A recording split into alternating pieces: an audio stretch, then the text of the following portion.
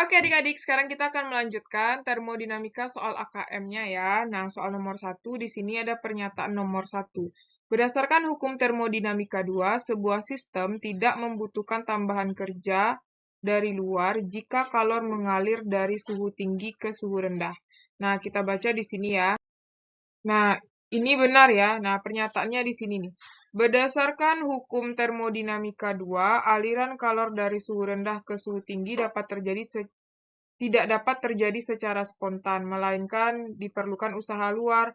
Oleh karena itu, pada mesin pendingin seperti AC dibutuhkan usaha yang berasal dari energi listrik. Energi listrik inilah yang akan menghasilkan kompresi pada refrigeran melalui kompresor. Jadi, kalau misalnya kalau soal ini kan dari tinggi ke rendah, dari tinggi ke rendah berarti nggak perlu tambahan kerja gitu. Jadi ini benar ya. Nomor 2, jika suatu AC memiliki koefisien, nah kita jawab di sini nomor 2 ya. Berarti koefisiennya 14,5. Dan suhu kalor yang terbuang, berarti itu terbuangnya T tinggi berarti kan.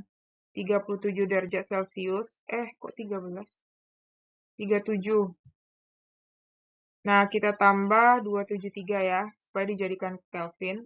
273 ditambah 37 itu adalah 310 Kelvin. Dan pada suhu rendah, T rendahnya adalah 17 derajat Celcius ditambah 273. Berarti 273 tambah 17, itu adalah 290. Benar nggak K-nya segini? Nah, kita gunakan rumus K itu kan T rendah per T tinggi kurang T rendah. Berarti T rendahnya kan 290 per 310 kurang 290.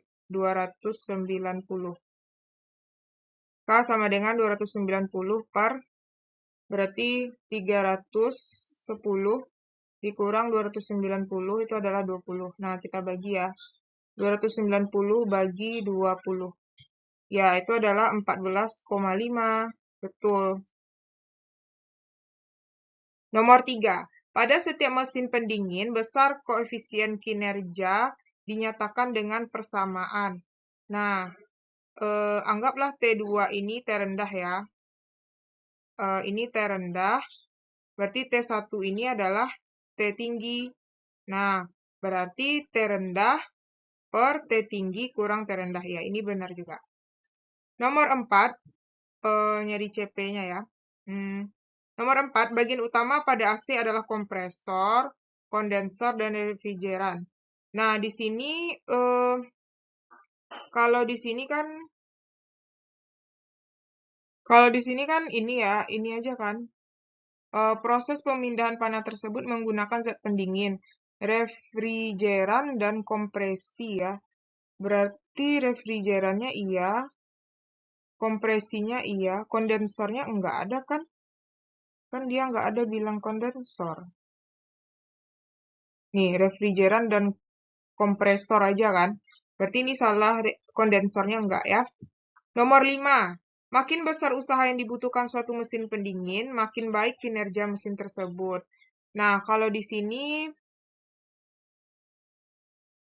kalau kita lihat kalimatnya di sini ya, koefisien performansi menyatakan ukuran kemampuan suatu mesin pendingin diperoleh dari perbandingan antara besar kalor yang diserap pada suhu rendah. Berarti K-nya itu dari suhu rendah ya, Q rendah per usaha, dibagi dengan usaha. Berarti makin kalau misalnya K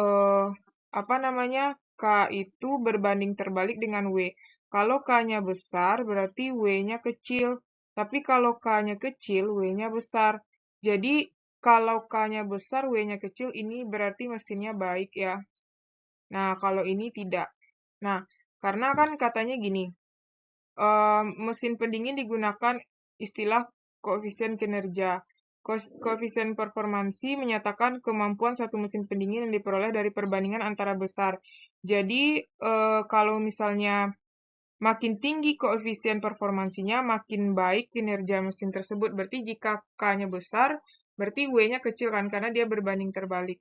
Nah, kalau di sini katanya makin besar usaha, W-nya makin besar, makin baik kinerja tersebut. Q-nya makin baik juga.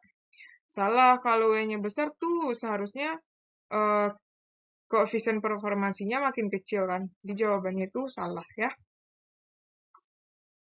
Baiklah, sekarang kita lanjut yang bagian nomor 2. Di sini diketahui, berdasarkan stimulus, jika terdapat sebuah AC merek Fresh dengan spesifikasi P sama dengan 600 Watt digunakan selama 2 jam.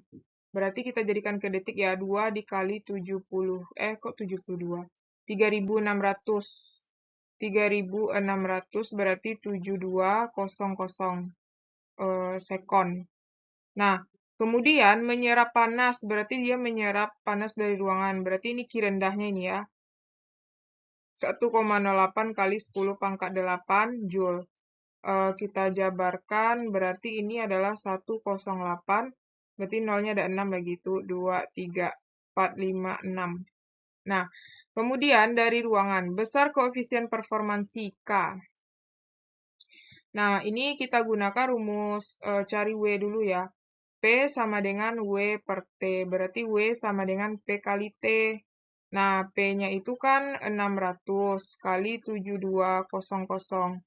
Nah, 72 kali 6 berapa itu ya? 72 kali 6. Itu adalah 432, nolnya ada 4 tuh, 2, 3, 4. Nah, energinya segini. Baru kita cari rumus K. K itu bisa kita gunakan rumus Q rendah per usaha. Nah, Q rendahnya adalah 0, 10, 8, nolnya ada 6. Bagi dengan 4, 3, 2, nolnya ada 4 tuh, 2, 3, 4. Ya kan? Coret 4. Tuh, 2, 3, 4. Nah, berarti jadinya 10800 bagi 432. 10800 bagi 432. Berarti itu adalah 25. Jadi jawabannya adalah 25. Yaitu yang C. Nah, sekarang kita lanjut nomor 3. Berdasarkan stimulus, jelaskan secara singkat proses siklus kompresi AC yang melibatkan refrigeran. Nah, di situ jawabannya adalah proses siklus kompresi pada AC melibatkan refrigeran yang menyerap panas dari dalam ruangan atau reservoir suhu rendah dan mengeluarkannya melalui bagian lain pada mesin dengan suhu yang lebih tinggi menggunakan energi listrik untuk kompresi melalui kompresor ya.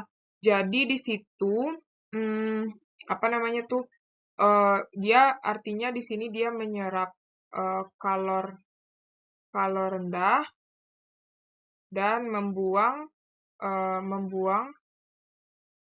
kalor tinggi.